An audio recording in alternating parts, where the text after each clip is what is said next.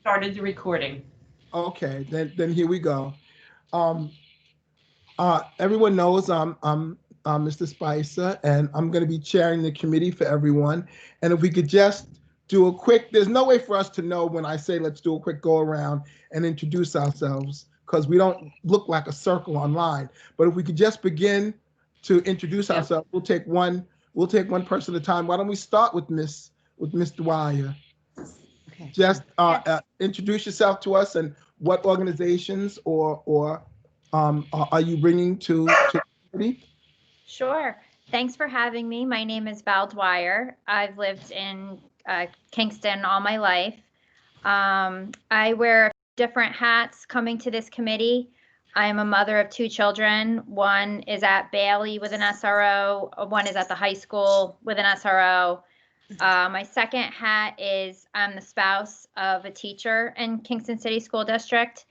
And my third hat that I wear is I'm a community member that recently started a group, Concern Kingston, which was brought together in response to the recent violence in the city. And so I had organized different pop-ups in the city where people could physically come down and sign letters of support and show their concern for the recent violence. And one of the letters, and I know I had given it to Mr. Shaughnessy, received over 1,000 signed letters from family members, students, teachers, all in support of SROs, and with comments about specific comments about what their experience has been with the SROs. So that's why I'm here. Thanks for having me. Wonderful and welcome. Let's jump to Fanon, our other community guest. Fanon, why don't you introduce yourself and tell us who you're representing? Okay, hi, my name is Fanon Frazier, representing Citizen Action of the Hudson Valley. And I'm here as my son actually goes to school to your school district, Central School District, but at Citizen Action in Kingston, where our chapter is located, we do have a pretty strong education justice committee, and SROs. SROs issue in our committee. We've had a lot of discussion around the presence or expulsion of SROs in the past, and I'm here. I'm here tonight, but in the future, I do hope to have a representative instead of myself from the committee, someone, a parent with, with students in the Kingston City School District. So tonight, I'm really here just to listen and learn and see how we can be of support. Thank you, Fanon. Your voice is most welcome. LaShawn, why don't you introduce yourself to the group? Yes, hi. I'm LaShawn Parker. I'm the coordinator of safety and prevention for Kingston City Schools. I'm also born and raised here in Kingston. Three children, all three went through the district from kindergarten to 12th. Very successful right now. My mom was a teacher here for over 30 years as well. I won't go on with my dad and everybody else, but we're all pretty much into education and working with youth. I've had this position for about 5 years now. It's my fifth school year. I'm just happy to be here and be heard and to listen. And we're grateful to have your voice on the committee. We all see your outstanding work on the safety committee. So thank you for joining us tonight. So then why don't we, and any board member, please jump in and just introduce yourself and we'll go from there. Or do you want me to call your names to make it easier? Okay, Nora, why don't you go ahead? Okay. My name is Nora Shearer. I have been on the board in Kingston for this is my 10th year. I also taught in the district for 38 years and retired from Kingston High School. All of my children, all three of them, graduated from Kingston City Schools, and other children we fostered also attended Kingston City Schools. I have worked with the SROs as a faculty member at the high school, and I was the building site team leader there for two stints during the 90s and the early 2000s. So I realize it's been a while since then, but I'm here to listen and learn. Thank you, Ms. Shear. And Mr. Shaughnessy? You're muted. You're muted, James. Okay, I didn't notice that. Jim Shaughnessy, I'm president of the board this year. This is my 15th year on the board. I have a daughter who went through Kingston City School District, and the SRO issue is important for me, to resolve, and I hope that we can come to a decision that everyone consents to. Thank you, Mr. Shaughnessy, and also thank you for joining us, Board President. Dr. Jacobowitz? Hello, everyone. I'm Robin Jacobowitz. I'm a school board member. I came on with Nora, actually, so this is our 10th year. I currently work at SUNY New Paltz at the Benjamin Center for Public Policy Initiatives, and I have 4 children in the schools. I have 2 8th graders, a 10th grader, and a 12th grader. And my 8th graders are also at Bailey. And your children are also wonderful. Every time all of us get an opportunity to see them. Most days. Hooray. And Dr. Padalino, did you want to chime in? Yes. Hello, everyone. I'll know I mean, you. most people know me. I'm Paul Padalino, superintendent of schools in Kingston City School District. And how long have you been the superintendent? I've been the superintendent of Kingston City Schools. I'm in my 9th year. I've been a superintendent of schools for more than 15 years. I've spent my career serving small city school districts, which is a designation by the New York State Education Department of small cities are, urban diverse school districts. I started my career in Schenectady, went to Troy, went to Hudson, went to Waterville, and now I'm in Kingston. And I'm interested in this conversation and what our community and our board feels about what's going on and how we can move forward. And we're lucky to have you, so thank you. Camille, did you want to introduce yourself? I'm Camille DePerna. Hello, everyone. And I'm the district clerk and Dr. Polino's secretary. And so I'm here to take the minutes. And she keeps me in line. Yeah. And I find That's him all in line. The boss. So we're gonna proceed. And the next thing on our agenda was the purpose of this committee, and it's really important that we're all on the same page about what exactly we're doing. The ultimate goal and purpose of this committee is to produce a report containing recommendations to the superintendent regarding the Kingston City School District SRO program. Beyond all of our words, it is the recommended changes to procedures and policies and contracts that have the greatest impact on daily SRO programs and practices. Meaning, we're going to have wonderful discussions, deep discussions, but it's the final document that we produce to go to the superintendent that will mean the most and make the most changes. So I want to start by reviewing a couple of committee procedures. One, you need to know this is an official advisory committee of the Kingston City School District. Therefore, roll will be called and minutes will be taken. So once I finish this, Camille, can you back us up and take the roll? Sure. Okay. 2, all committee members are equal and share equal time. On any one topic or question, all may speak, but only for a maximum of 2 minutes. I got my special timer here. So everybody be prepared to say, we have to move to our next speaker when your time is done. And we're also going to try to hold the meeting to 1 hour. So we have 45 minutes left and a lot to do. We know if we overrun in time, it's not going to be a crime, but it's nice to hold the meeting to a set time. All recommendations, this is number 3, all recommendations in the final report to the superintendent will be included by majority votes. So we're going to review all of our data, and then we're going to decide together what to send as our recommendations to the superintendent. And when we begin to vote on what we will include in our final recommendations report, any committee member may put his or her objections to any vote in writing to be added to the official minutes and the report.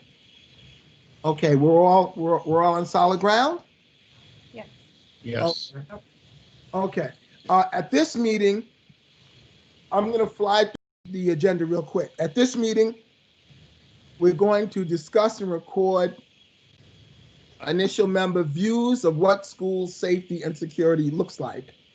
We're going to review the current SRO contract. And I want to tell you, we're reviewing one SRO contract tonight. There are actually two.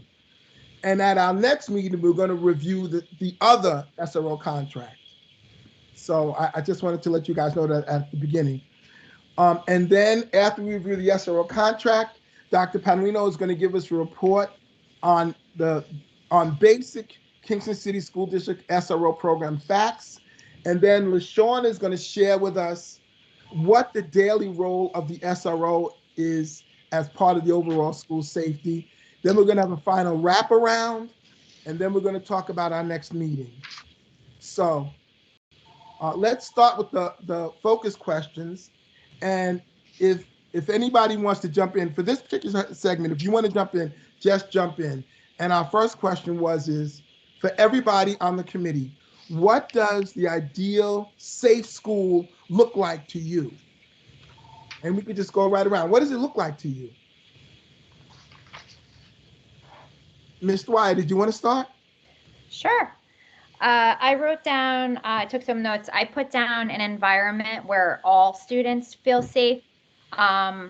And I think particularly when I think about that, we have a very vulnerable population that they do not go home to a safe home at the end of the day, unfortunately, and sadly. And so, school is their safe place.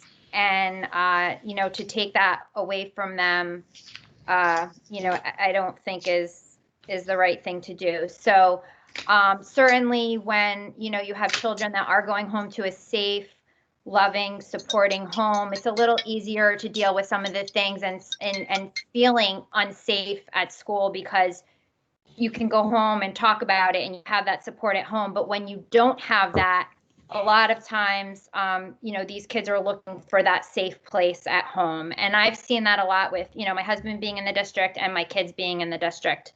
The other thing, very quickly, also just from a parent's perspective and even a student's perspective, when you look at some of the recent arrests for shooting suspects and stabbing suspects, a lot of them are 19 years old. They were just in the high school.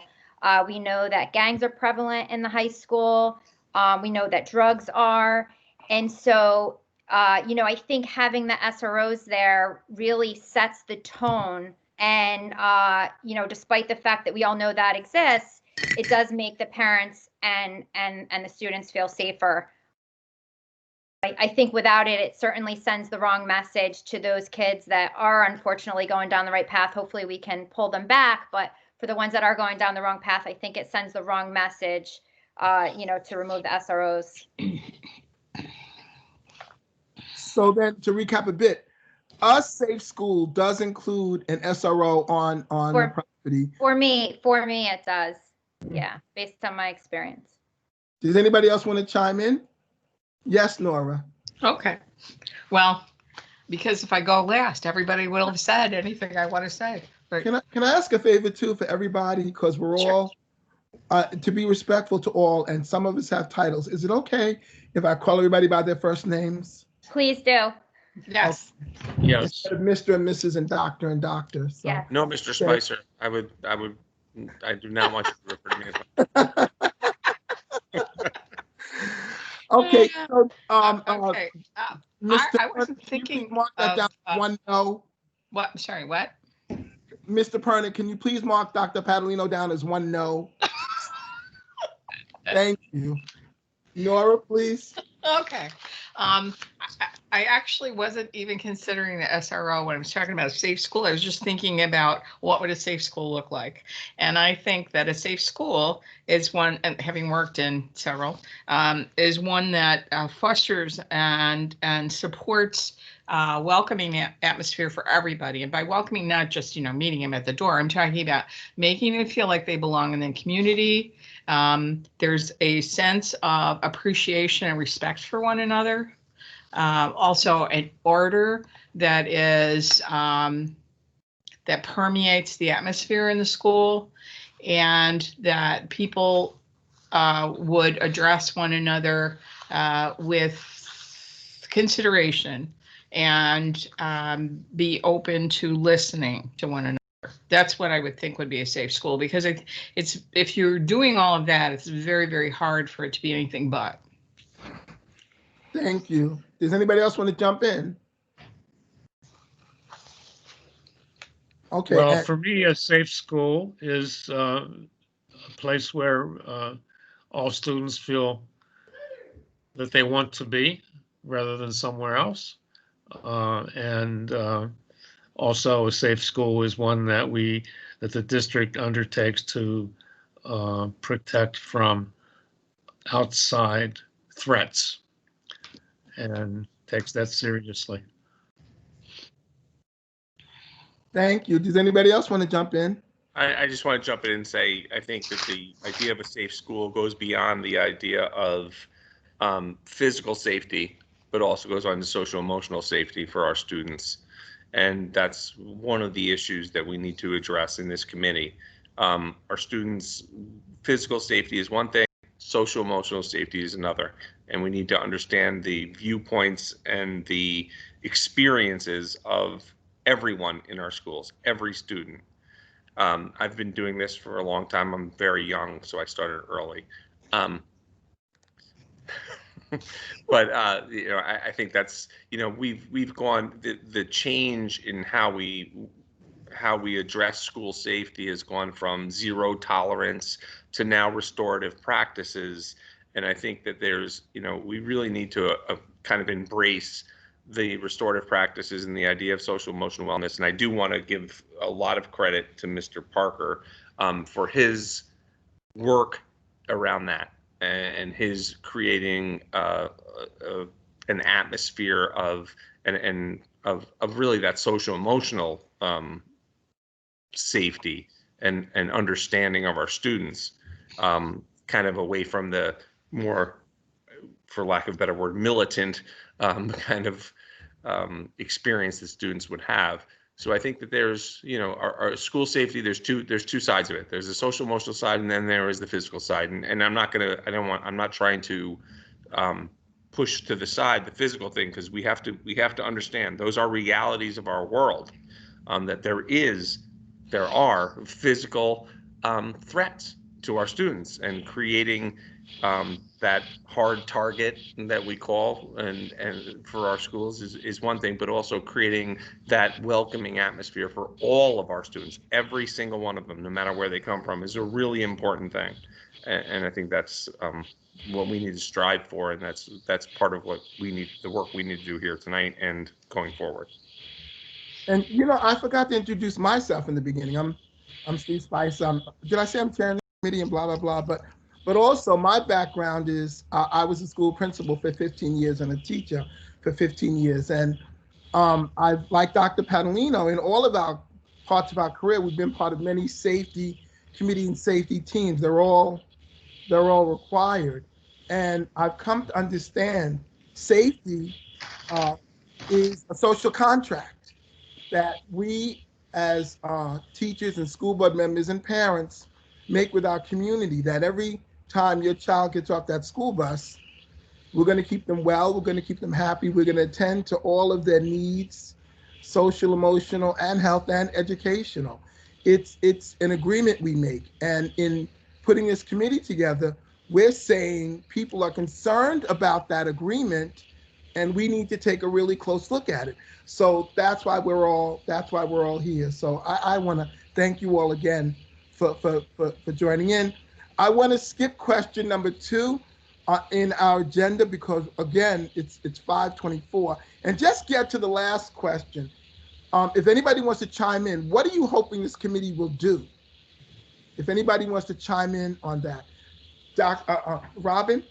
Yeah, so I really appreciated the definitions earlier about safety, especially the inclusion of emotional safety and social safety in addition to physical safety. I am really hoping that we will come away from this committee with a better understanding of the security and the support systems that we have in our district, what it actually looks like. And I'm also really hoping that we will listen to each other and respect the differences of opinion and the differences of feeling and the differences of experience that I'm sure people on this committee have. And I hope that we'll treat those as a truth and then be able to use our collective brains and hearts that I see a lot of on this committee to crafting a safety and security plan for our district that works for everybody. I think we can all agree with that. Does anybody else want to chime in? Dr. Paolino, you look like you want to chime in. Sorry, I don't mean to speak too much. I need to step back, I guess. But I think what I'm hoping to come away from is an understanding of what we do that everyone can accept, that everyone can buy into, that can understand. Because I think one of the things that we don't realize, and maybe this is going to be work that we do in the future, is how many other efforts and how many other initiatives we have around school safety that have nothing to do with school resource officers, that have to do with the board's really, adamant commitment to our social workers, to our guidance counselors, to our, to those processes and those other procedures that we have in place, and to our our restorative justice practices, and to our trauma-informed care. I think people think we just have SROs, and that's what we have. And I think we really need to do a better job understanding that we're so far beyond that, and so we do so much more than that. That this is a small piece of our overall school safety program, and safety does not mean anymore hardened doors and police officers. It means social emotional safety. It means physical safety. It's all of those things combined, and we're responsible for that. And I'm hoping that we can come out of this with some people with everyone to understand that we do so much more than just those few, SROs. We see the police car, so we think, oh, that's how they deal with safety. That's not how we deal with safety. That's a very small part of that. Thank you. I also find it hard saying Paul instead of Dr. Paolino. And for total transparency, Mr. Spicer and I ran a high school together for 5-6 years, a long time ago, and in a very different era and a very different place, but not that much of a different place. But so we've experienced a lot of this together for a long time. I was trained very well. Thank you. Yeah. So we're gonna. Nora, please. Mr. Parker has had his hand up for a while. Oh, I'm sorry. Thank you. Mr. Parker? You're muted. You're muted, Mr. Parker. How come he can be Mr. Parker? LaShawn, you're muted.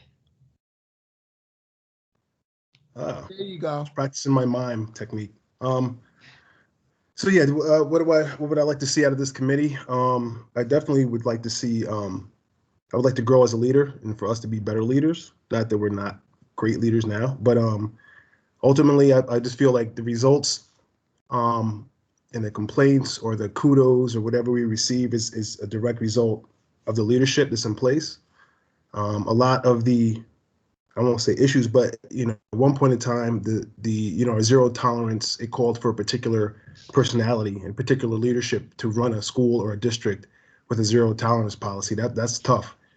And for where we are now with safety and what safety really means, and it being so holistic, it really is going to depend on how we can convey that holisticness to those that are right there in the trenches. So I guess being a better leader and being able to convey the need and the positive results of what we're trying to do to those who are actually on the boots on the ground implementing this stuff. So I would like to see us just grow in that area to be able to convey that message. And I think we can all agree with that. Yes, Nora.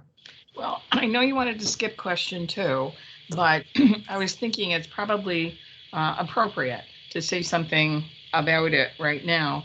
I think the chief impediment to having an ideal school safety program, and I agree with Dr. Paolino, I'm sorry, Paul, that we've come leaps and bounds, and there are so many pieces that fit together. And I can remember several years ago when the board was discussing how this all fit together, and it looked like there were kind of scattershot efforts, but it's coalesced over time into a comprehensive approach to safety and social emotional health.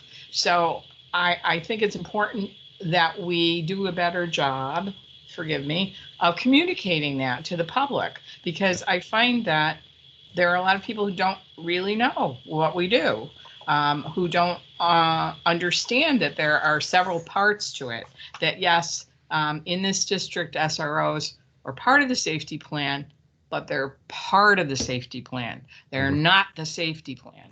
Yeah. Well said. There's any, I'll repeat it too, if anybody wants to revisit question 2. It's basically, do you see any impediments? What do you see as any impediments to our school, to a school safety plan? If anybody wants to revisit that question. Okay, then we're gonna keep it moving then. We're gonna take the next 15, 20 minutes to review the SRO contract. And everybody got the SRO contract worksheet. So we're just gonna fly from answers straight off that worksheet, and we're gonna let Camille record them. And Camille, I have mine all typed into the form. I'll forward this to you tomorrow. Thank you. That would be helpful. You're very welcome. Now, based on, and by the way, the reason why this committee is so jam-packed with homework is because when this is all over and we make our recommendations to Dr. Padalino, I want every member of the committee to be able to say, I agreed with or I disagreed with this, but I know why. I know why. And the only way to know why is to go through all the data line by line. It's the grunt work of our committee, but it's the only way to get through. So why don't we start with the first question, and anybody pipe in if you have found what the response is in the contract. They're all about how is the SRO program administered. Does anybody know how the SRO is hired? That would be me. Good. Dr. Padalino, why don't you tell us? Yeah, so it's a collaborative work between the Kingston, whether it's the town of Ulster or the Kingston Police Department. So just to, I know I'm jumping ahead in the agenda probably, but we have 4 school resource officers. We have 2 at Kingston High School. We have 1 at Bailey Middle School, and we have 1 at Miller Middle School. The 1 at Miller Middle School is a town of Ulster police officer, and the other 3 are Kingston Police Department officers. So it's a collaborative effort between myself and basically the chief of police in both Kingston Police Department and town of Ulster, which I have, and also the mayor in Kingston does have a role in this as well. Excellent relationship with all of those people. They run things past me. We talk about who the candidates are and who they're going to be. For the most part, they've been static for a long time. This is the first year. Maybe Parker could probably let me know, but I think this is the first year we've had a new school resource officer since I've been here at Kingston High School with the retirement of Harry Walton. And now we have Officer Peterson. So, and again, that's a conversation between myself and the chief and who he thinks is the best suited. And also to be totally transparent, there's a civil service issue in this, and where people get to apply for positions within the police department. Not everybody, it's hard to believe this, but not everybody wants to be a school resource officer. So a collaborative effort with the chief of police, Chief Berardi and Chief Tinty have been very collaborative with me in discussing the characteristics and the qualifications of our school resource officers. So I've always been pleased with that process. Even in the officers that we had in the past, yearly, I'll go down and meet with Chief Tinty of the Kingston Police Department and have a conversation about our SRO program, how it's going, suitability of our staff. A couple of years ago, we did make some moves just because we thought both Chief Tinty and I thought it would be good to shake things up and have people have different experiences. When we moved Officer Waltman from Bailey Middle School to Kingston High School, and Officer Kurz from Kingston High School to Bailey Middle School. So and again, that wasn't about anything that they did right or wrong. It was just about our feeling that maybe it's time for these officers to have a change of experience. So yes, it's a collaborative effort, and we've had a good communication and cooperation with the police departments. And Chief Berardi has been very, very open, collaborative, and willing to talk. TikTok, Dr. Padalino, TikTok. It's a job requirement. The superintendents have to talk way too much. Oh my, superintendents and politicians. Here we go. Oh, and ministers. How is the SRO supervised? Does anybody know that? So it looked to me like the chief of police is the SRO's supervisor, and that so the question is, who supervises the SRO in school? And it looks like nobody. I mean, it looks like they meet with the principal, but the principal doesn't have any official supervisory role over a SRO. It looks like the only supervisory role is the chief of police. And am I wrong about that? That is exactly what I gleaned from the contract, that the only supervisor named in the contract is the police chief, and the SRO meets with the principal to inform him and go over things, but there's no language that says the principal or any school person supervises the SRO. But there is language that says that the superintendent of schools can decide who is the school resource officer. And yeah. So, I mean, I know writing and practice are often different things. The school resource officer reports to the building principal in which they work, and any issue that needs to be addressed is addressed by the superintendent and in collaboration with the school. With the chief of police. So if there were a school resource officer who I thought was unfit, it's my job, it's the principal's job to let me know, and it's my job to let the chief of police know that this isn't working. And again, Dr. Catalino, can I ask a clarifying question? In between. Sure. I have a clarifying question about that, because it looks like in the contract, yes, you can do that and you can raise that with the chief of police, and then that person can be moved. But the only person who is who is able to remove an SRO from the school, from being an SRO, is the chief of police. It sounds like you can't do that. I'm not saying that the chief of police wouldn't listen to you or wouldn't do it. I'm just saying in the contract, it sounds like the only one who can say an SRO can no longer be an SRO is the chief of police. You're allowed to say where you want the SROs. Is that correct? Yeah. And well, I'm also allowed to decide who the SRO is. So again, going back to the selection of the SROs, it's a year-to-year appointment through, again, and so mixed in with our conversation is the civil service law of police officers that complicates it a little bit. But again, that's about relationships. And I know people don't want to hear that, but that's about relationships and knowing that if there is a school resource officer who doesn't belong in our schools, it's up to me and the chief of police, and again, working with Mr. Parker and the principals as well, to say, hold it, this is not the right fit here. So that, we rely on the relationship with the chief of police to make sure that they know that, hey, this isn't working for us. We need to make a switch. And it's happened in the past, prior to my arrival, but it has happened in the past. And I think a concern in the contract is exactly what Dr. Jacobowitz, I'm sorry, I'm just falling into what I call. You can just call me Dr. J. Dr. J. I love that. So to add on to what Dr. J is saying, in what you're saying, Dr. Padalino, there's a difference between your role in performance review and daily supervision. And daily supervision in our contract, in this contract, doesn't fall to any school-based administrators. And I want the committee to remember, if you didn't see it in the contract, it's not there. And when we're done with this, if you want on-site supervision of the SRO, we need to say in our recommendation, Dr. Padalino, we need to add to the contract the principal, somebody has to be in that building to pull the SRO's coattail to say, that's not something I want to involve with. Oh, and by the way, later on in the contract, it does say things like the principal can tell the SRO, I need you to stand back from that, or I need you to lean into that. That's spelled out.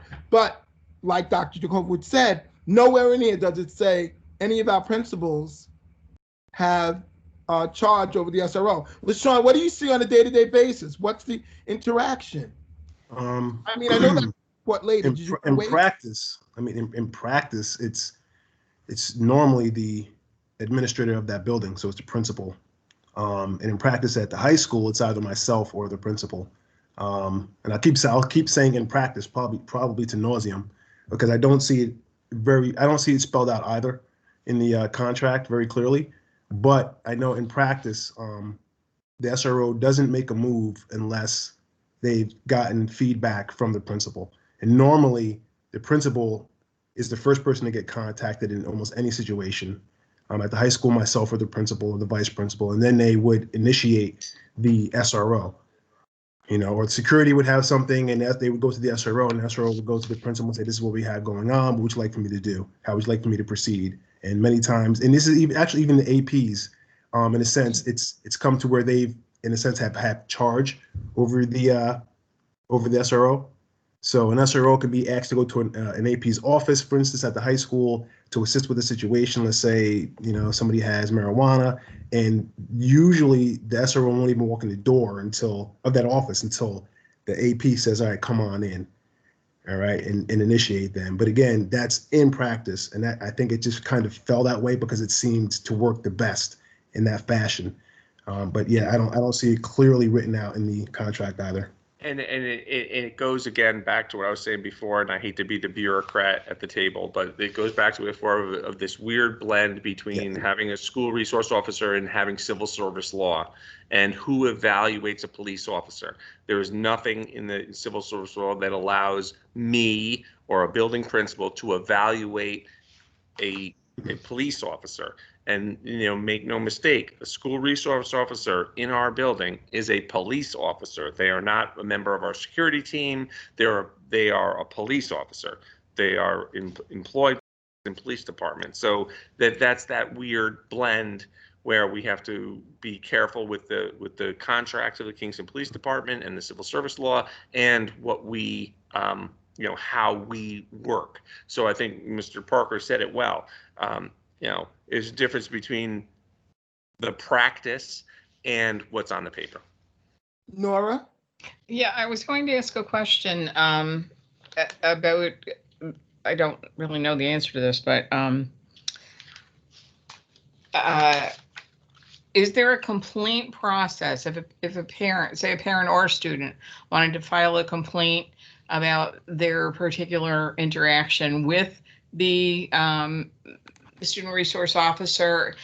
Is there a complaint process that's articulated to everyone at the outset of the year, or is in the handbook?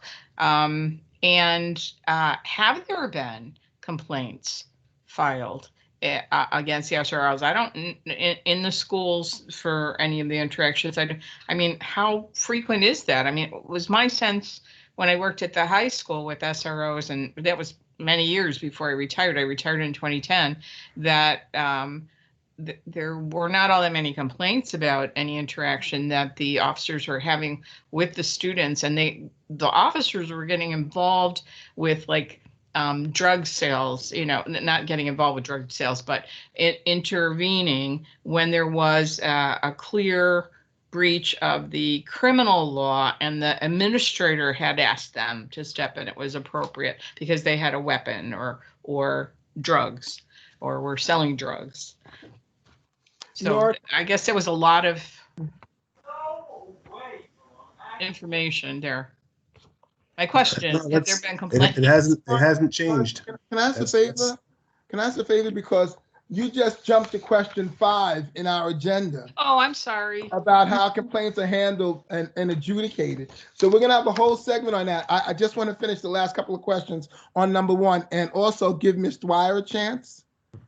I just wanted to ask Dr. Padalino, and I understand, I kind of thought when you talk about civil service and obviously the collective bargaining agreement, kind of your hands might be tied as far as them reporting to a principal in writing. Now, we all know, as we read in here, that annually the officer is reevaluated between the contract says the principal and the chief. But let's say there was a situation in the middle of the year before that annual review came up, and let's say there was a complaint filed.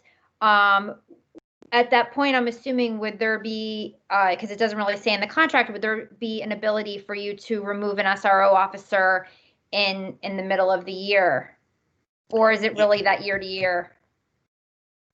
Again, I think this goes back to practice and what's on paper. Mhm. And I think maybe that's part of what we need to do as a committee, and maybe we need to make those additions to the contract of those abilities. I know and maybe I know that if I went to Chief Tinty and I said, this school resource officer does not belong in my schools, he would remove him. Mhm. Or her. And the same thing with Chief Berardi. If I went and I said, this is not the right person for Miller Middle School, he would remove that individual. And again, we do have leverage in the contract in that, we are paying for those school resource officers. So again, I think that's something that maybe comes out of our committee. And in that contract, we have that kind of writing. I mean, there may come a time in the future where the superintendent and the chief of police don't get along, and they don't have the relationship that I have with Chief Tinty or with Chief Berardi, where we would need to be able to exercise that kind of contractual language. I think that's probably a weak point in this whole thing, that we've really relied on relationships instead of what we should probably have on paper. Mm-hmm. Nora, please. Oh, I'm sorry. I forgot to put my hand down. Okay. I apologize. Annoying. I am. Oh, we're all doing fine. And I want to compliment the committee already, because exactly what we're supposed to be doing is happening here. We've already discovered through what Ms. Dwyer just said, what Nora said earlier, and what Robin said earlier, two ways we'd like to change the contract. One is we're looking to include language for direct supervision of the SRO at the school level. And the other is we'd like our superintendent to have more power in the middle of the year, should something come up, to absolutely say, this person can't be in our school anymore. So, and in the end, these are the things we're going to be putting in our final document. So, Camille, I'd like you to list those two things already, because we're going to come back to them at the end of the whole process and say, here are two things we knew we needed to change the contract about. Moving on to question number 3. Anybody know how the SRO is paid? Except Yes. Patalino, because we know he knows. Yes, I know that. Yes, actually, Dr. Patalino, I wasn't calling on you. I was calling on Ms. Dwyer. I was actually sorry. making a funny. So the school reimburses the police department, and in the case of Miller, it was $69,000 some odd dollars. What's unknown is the police department is paying for the training, the salary, the benefits, and then the school district is reimbursing that amount. Obviously, we don't know how much their package could be. Their total package could be, I'm sure it's more than $69,000 with benefits and training and everything like that, but that's how it works. Is that correct? Well done. Wow. It's wonderful to chair a committee where everybody does their homework. Well done. Thank you. Evaluation. Does anybody know who evaluates and how the evaluation of the SRO is done? Okay, Dr. Patalino. Yeah, the SRO is evaluated by the chief of police. I mean, they use our input, but the SRO is evaluated by chief of police. We do not have the evaluative authority over them. Again, maybe something we want to put in there. It's been something that's been, again, once a year. Like I said, once a year I go down to KPD, I sit with Chief Tinty, we talk about how the program's going, we talk about what we think about the individuals and how they're doing. A few years ago, we went down and made some changes in personnel as far as the buildings, not the personnel. So, the evaluation still, and again, I think that is going to run into a collective bargaining situation about who the evaluator is with KPD and their contract. But, you know, informally, I get my evaluation from the building principals. I bring that information to the chief of police. And that is exactly the point. And seeing how Mr. Wyatt is right, $69,300 of school money goes into the SRO program. I think we have a right to say 20% of the evaluation needs to be the supervising principal to be submitted and stapled onto that review. And it's, once again, it's one of the things we can recommend to the superintendent to add to the contract. The next item. Oh, okay. I would suggest, just for my own and having nothing to do with me being the superintendent, but I would suggest that evaluation actually comes from the superintendent, who gets that information from the building level principals, who brings that to the chief of police. I think that evaluation process can go through there, but that evaluation is then finalized and signed off by the school superintendent. Well, in the contract, they speak about the evaluation in two different places. And in another place, they say the chief and the superintendent will provide a way to receive feedback from principals, families, students to include into the evaluation as well. It just seems like you said, Dr. Padalino, you have a great relationship with the chief. If you leaned in and said, I'm not happy about X, Y, Z, he'd listen to you. But there's no language in the contract that says they have to. So maybe we want to think about that. That is all a question one, and we're almost completely out of time for this first. Okay. I'm sorry, Nelson. Mr. Spicer, I didn't mean to interrupt, but I just wanted to say, because Dr. Padalino, what he said about how the chief does review, but in the Miller contract, because you were talking about adding it, that the superintendent also reviews, it does say in the contract under section F that the chief and the superintendent shall annually review the performance of the SRO. Now, maybe that's not happening, but it is already contractually set up that way. So I don't think necessarily, unless I'm wrong, that there would be anything that would have to be changed in the contract. It's just something that maybe would have to physically happen if it's not. You're exactly right. You're exactly right, Mr. Dwyer. My concern was that the building level principal doesn't have, unless he talks to Dr. Padalino. Okay. Mr. Spicer, Steve, I actually understood that to mean that the superintendent is part of a review process, but that's not a part of a formal evaluation. That's exactly so that his or her perspective would be taken into consideration, and it sounds like it certainly is, but that the contract doesn't provide for that to be taken into consideration in any kind of, it's taken into consideration, but then there's no, I'm going to use the word teeth, that's not the right word, but there's no action necessarily that would come out of that as per No.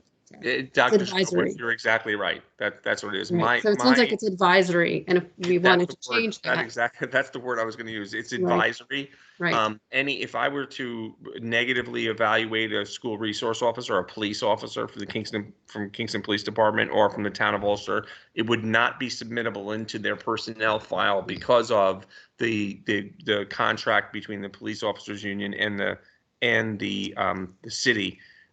So yes, it's completely advisory. So this is a really interesting conversation, and it's such an important one. It sounds like there's some tension between what we can do as a school in this SRO program around what school district roles and responsibilities, the police department roles and responsibilities, civil service, and it all comes into play. And there will be some, we can say all we want that we want Dr. Padalino to have an evaluative role, but at the end of the day, we may not be able to have that. So I think part of our conversation is going to have to be, what we're willing to not negotiate, that's not the right word either, but like kind of what we're willing to work with and what we're not. That's absolutely right. Yeah. That's absolutely right, because the the Kingston Police Department's, collective bargaining unit is not going to bargain away certain rights just for a Right. school resource officer. So we can So- say we want there to be supervisory role for the principal at the building level. They may say no way, and we may say, I mean, is that a deal breaker? I don't know. That's Right. part of the conversation that we need to have for what we think of when we think of a productive and really effective SRO program in our schools. Yeah, and I think we need to think of worst case scenario. I mean, right now, we have best case scenario in that I know that if I drove down to the police department to see Chief Tinty and I said, this person needs to go, that person would go. But that may not always be the case. And I think it's really important to, Miss Dwyer, your hand is still up. Did you want to say Oh, something? no, I'm sorry. Nope. Oh, no, you're doing fine. You're doing fine. Hey, let me, I want to chime in real quick, Stephen, Sure. just on that piece. As I'm reading through again the contract, there's areas within it that seem to point out, for lack of a better word, authority. For instance, in the where it states where the SRO observes misconduct in the school for which a law enforcement response is appropriate, the SRO shall convey to the principal or his or her designee as soon as reasonably possible the fact of that misconduct and the nature of the intended law enforcement response. So there's areas in here where the SRO he's required for him to get some direction from the principal, as far as I understand it, from the administration. And I think kind of that's how they've worked around some of the mishmash of the civil service, I believe, within the contract somehow. I don't know if anybody agrees with me or not on that, but if you read through, you can see where they have to approach the principal before acting. Well, Yeah. the point is, LaShawn, what you said is exactly what the contract says. Right. And that's the point of this meeting. I want to change. By the way, does anybody mind if we run over time? Because everybody thought we might. I am limited on the other end of this. I'm going to have to start to get kids at some point, so we can keep going for a little while. We do have some practice these days. I am also going to have to take off around 6. Okay, then to speed things up a little bit, our next question was, what are the duties and responsibilities of the SRO in our schools? And LaShawn was going to give us a short talk about exactly day-to-day what SROs do. I think we could do both of those at the same time by getting the information from, the person who sees it daily. LaShawn, can you give us your report? What do SROs do on a daily basis? Day-to-day, really they're support. More so than anything else when we're talking day to day. The grunt of any approaching of any student in any situation or dealings with safety at the school level really is done by the security officers, the security guards. And really SROs only step in again if the situation warrants it. And when I say warrants it has to be a pretty bad situation for the SRO to actually step in. So they guide throughout the day, and as for general safety, I mean, they're huge when it comes to creating the procedures and doing drills and emergency response stuff for the state, as well as just answering calls to duty from students. People don't realize how many times, how big, I guess, cyberbullying really is. They spend a good deal of their week dealing with cyber issues with students. And students come to them, and parents call and say, my student has been exposed on social media. What can we do? And they answer that call quickly. And because of the resources, they can jump on that. Really, sports, they're huge in sports, in the security at the sports games, especially in the evening. They come in and they work those evening shifts. And they don't get paid overtime for that, but they're there till 10 o'clock at night, and they've been there since 7 o'clock in the morning as well. And their general their job and their connection with other agencies is huge. So I mean, I'm trying to keep it day to day, but at the same time, day to day depends on day to day. So really they're liaisons between us and the police, and really their experience and their knowledge of the law helps us even at the school level. And whether or not we should take something from a a Jefferson Code violation to something, in that the law enforcement has to deal with. They give us a lot of guidance on that.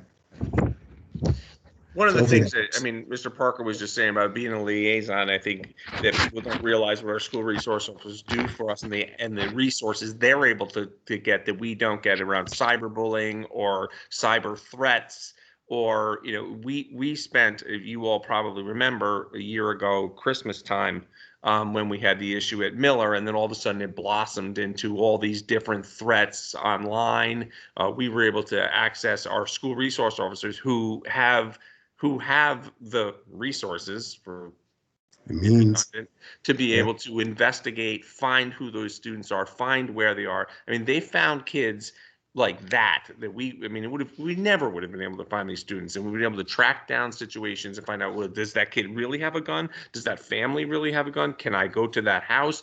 Those kind of things. It has been really, it was something, it was one of those things that they do for us. Missing students. We've had several this year, and being online or remote and now hybrid, finding missing students. We find out there's a student we haven't seen in a certain amount of time. We can reach out to our school resource officers and their ability to use their network to find out where this student is. We found a student, Mr. Parker, it was 2 weeks ago, who was 3 weeks ago, who was missing, who the parents didn't want to report it, but we knew the student was missing. We were able to access our school resource officers. They found the student. They knew where he was. They were able to reunite him with his family without having the whole missing persons thing, because there was a whole, it's a different story we won't get into right here. But there's certain people who don't want to create a report. But we were able to use our school resource officers to locate that student and reunite him with his family. So there's a lot of different things they do for us every day. In those instances, like with a missing student, for example, or a cyber threat, can you and maybe Mr. Parker, this is for you also, can you speak to why or how an SRO specifically helps in those endeavors as opposed to a liaison with the police department? Like as opposed to us just having a contact at the police department, like how is it different? Because they know the kids. So in a cyber threat, that matters. Yes, because they know the kids. They know who this student hangs around with in the lunchroom, and who that student has been with, who they drive home with, or who they pal around with. They know the kids. They're in the buildings. They know the kids. They can say, hey, Joey Smith is missing. Oh yeah, he's dating Janie, Jones. Let's check with her first, kind of thing, because they know that. Where if he was just we were just calling the police department, they wouldn't know who Joey, who Joey was dating, but our school resource officers do. So let's go knock on that door. The cool thing is they since they work such a broad, let's call it a beat, since they're in the schools.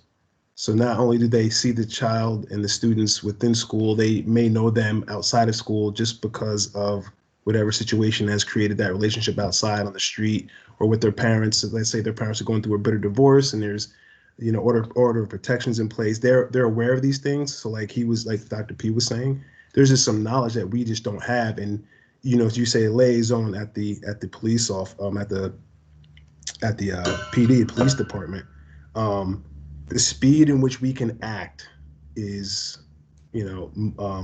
phenomenally faster than us having to call the police station, talk to a dispatcher, then get a hold of somebody who might know or might not know. The dispatcher has no idea that Detective Laspina is aware of something because they just don't have that knowledge. Is really the speed that we act. I mean, we've had police at people's front door in literally minutes because of the SRO. Minutes after a threat, in the house, looking for weapons, sequestering weapons in minutes. It's been pretty phenomenal to watch them work.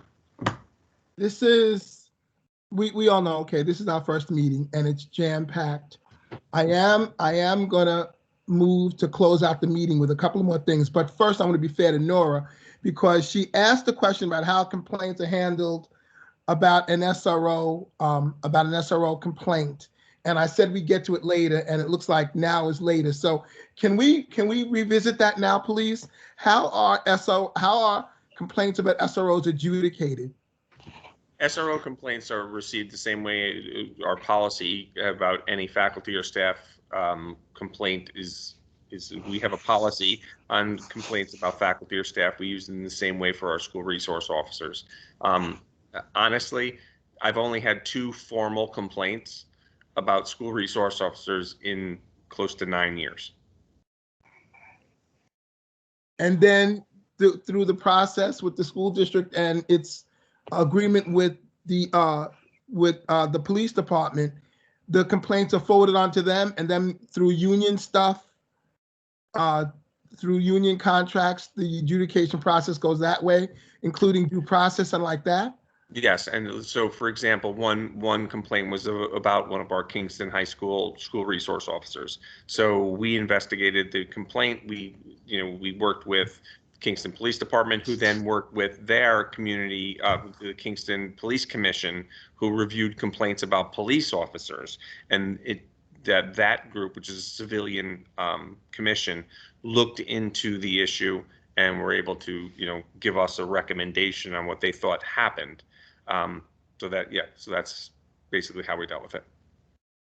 Thank you. And I think we've all learned a great deal tonight. I'm looking for my end, the end of our agenda. I think we've all learned a great deal tonight, and it's my fault that the agenda is actually twice as long as the time we had. So we're gonna continue exactly where we left off at our next meeting. But I did want to give everybody a chance to wrap around with our final question. Did you learn anything new tonight? Because I know I did. And I'll use my screen because you guys are in a circle, and we'll start with Mr. Dwyer. Did you learn anything new tonight? Yes, I did. I thought it was really interesting what Mr. Parker was saying and Dr. Padalino was just saying about the response time. I've seen that the SRO officers really know the kids really well, but it was interesting. I never realized that. I did have one last question, something that came up. I know that KPD has body cameras on them. And Dr. Padalino, when you were talking about the complaint process, and that should really be something that we might want to consider for the SRO contract. Are they allowed to turn those on in the school? Like, what happens if there's an altercation? And that's kind of a privacy. I just don't know how that works because it's a little different than them being out in the street. And yeah, maybe we could save that till next time. I didn't mean to open that can of worms, but if we could talk about that next time. That's a really good question. But yes, that's a really good question, and it really comes down to really on our side, our students have a right to privacy under education law, which is different than being out on the streets. So we don't. That's definitely a good question. Having students recorded by police officers within the school building violates our responsibilities as a school district for privacy for our students. So it's one of those things where, yes, it seems like a great idea, right? I mean, wear your body cam and turn it on whenever but that's not, even our surveillance systems are we're required to have, follow certain laws around our what's called directory information for schools and what we can see and do and the rights of our students. So, but that's a good question, and I can give you a 17-page memo on that next time we meet. Okay, thank you. And swinging around on my computer, Nora is next. Did you learn anything new tonight, Nora? Actually, no. You've been doing it for a long time. Well, I really didn't know how many complaints there had been over the course of time, because SROs have been in the district for a very long time, but how many formal complaints have been lodged? And 2 is, I think that's a pretty good record. Absolutely. So yes, but I'm on the safety committee. I mean, in the spirit of full disclosure, I'm on the safety committee with LaShawn, and I also, taught at the high school for a long time, and I have been on the policy committee. And so, no, I knew quite a great deal already. Well, thank you. Thank you. And LaShawn, did you learn anything new tonight? Um, No, you're Not necessarily. security. But I will say before, and I do have to take off. Fanon had asked a question in the chat. He mentioned that there's nothing in the contract about dress code, plain clothes versus uniform. He asked, did I miss this? I responded with no, and I also had a suggestion about the SRO uniform, which we can bring up at the next meeting. Again, just going back, I mean, I know that's been a question, and I've heard that question. I've answered that question many times in the past. You know, as far as the police union is concerned, a school resource officer is a police officer, and a police officer wears their uniform, and the uniform includes their badge, their gun, their, you know, all of the equipment that is a school police officer. That's the difference between a community police officer and a school resource officer or a security officer.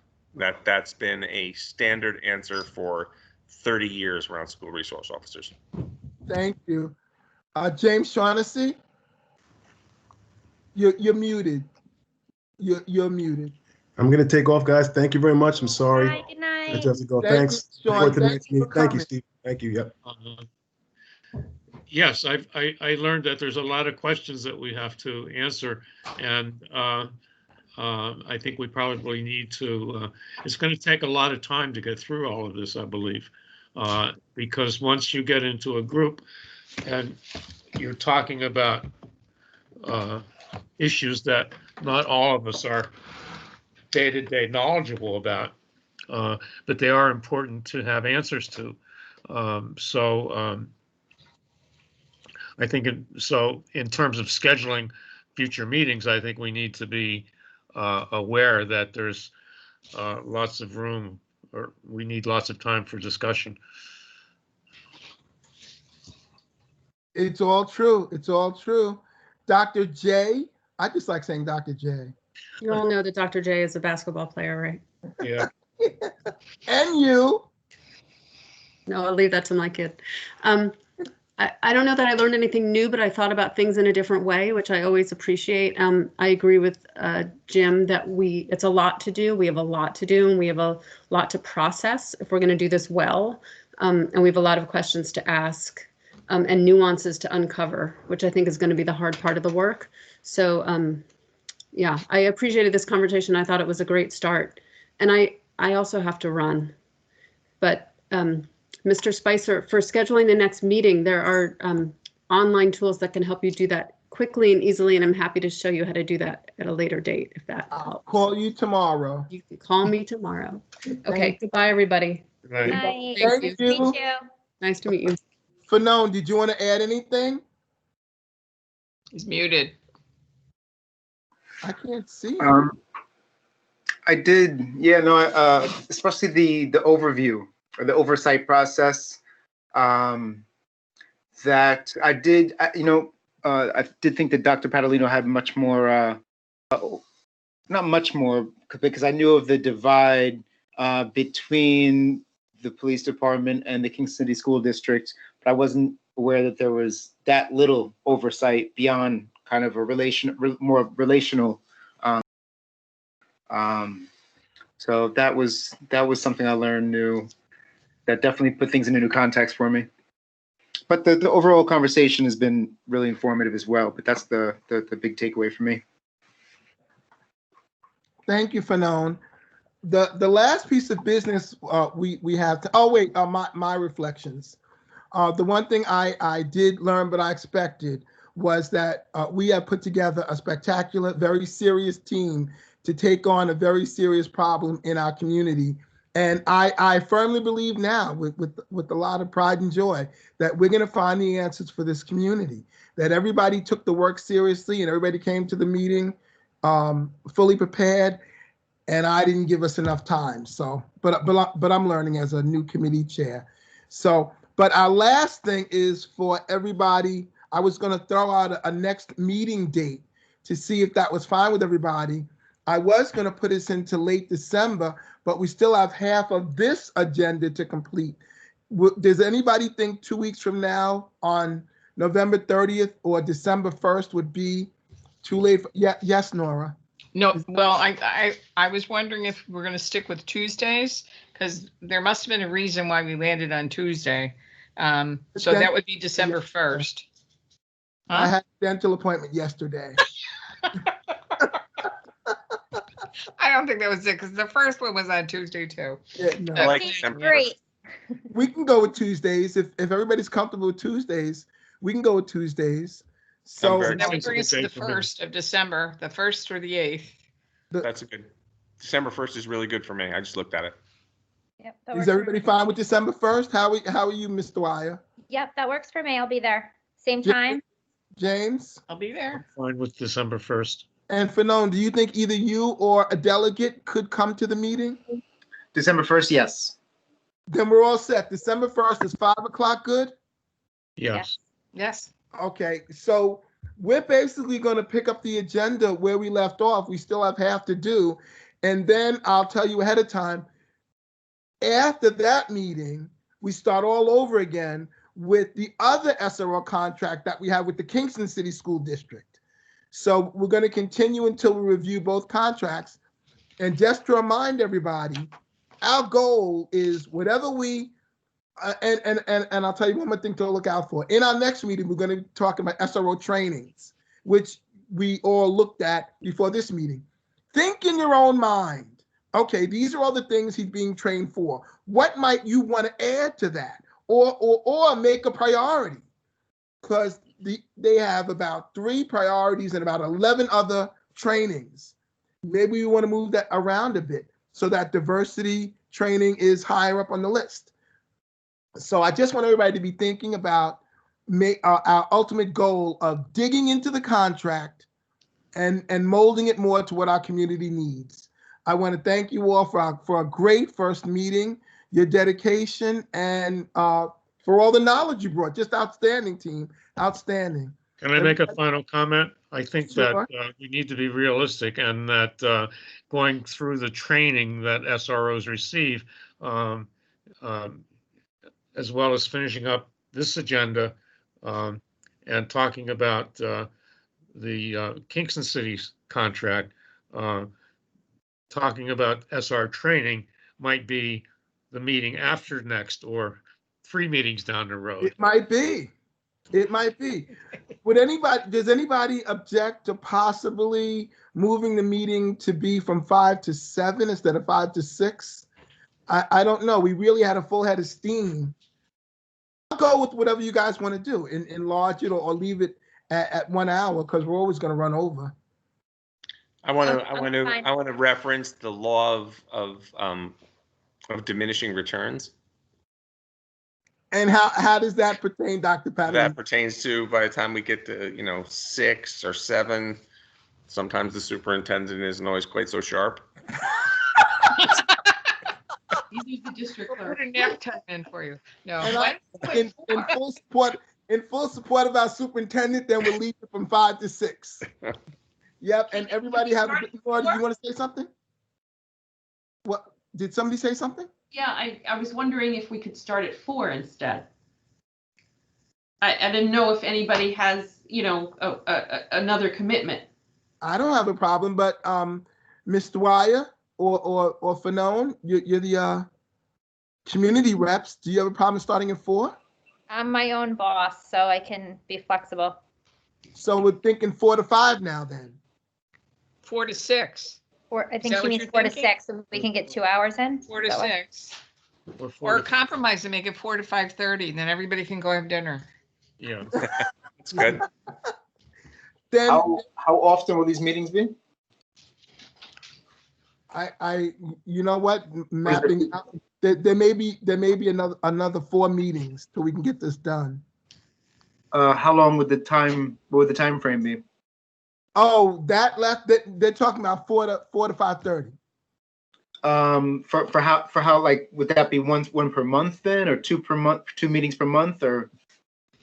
I was going to make the next meeting late in December, but seeing as how we had half of an agenda more to accomplish, I just said, let's try for 2 more weeks, but they're probably going to be monthly meetings. I wanted them to be monthly meetings, I just have to make it shorter. I think it's a really good idea for us to set a goal to have monthly meetings until March because April is budget time. Mhm. And that's when we need to, just being the bureaucrat at the table. That's when we make decisions about our expenditures. And if we're going to continue the school resource officer program, we need to allocate those funds and recommend that to the board. And if we're not, we need to allocate those funds in a different way. Thank you, Dr. Papino. May I suggest that we have one meeting in December since we're getting into the holidays, and then perhaps 2 meetings in January and maybe 2 meetings in February. That so would be it get then. it done Just by then. March 1st. Mhm. You could always add a meeting at the end if we're not, towards the end, if we're not ready to make a recommendation, you could double up then. But I agree with Jim, the holidays are coming up and people will have more commitments during that time. I'm sorry, Governor Cuomo canceled the holidays. Ah! There will be no holidays. No more holidays. No more fun snow for days, anybody. No more holidays. So Jim, we were only having one meeting in December, Right, on but December 1st. Yeah, but then I'm suggesting that let's plan for 2 meetings in January. Camille, can you record what James Shaughnessy just said? That's the idea. I said- couldn't understand. I know I heard 2 meetings in January and 2 meetings in February, but I couldn't hear what he said about December. We may need 2 meetings in February, but we may only need 1. But if the goal is to get finished by March, by the beginning of March, with our recommendation to Dr. Paolino, I think we should at least plan 2 meetings in January, 1 in February and another one if necessary. So that would leave 6 meetings. Okay, but no, it's going to be a total of 6 meetings. Okay. Okay.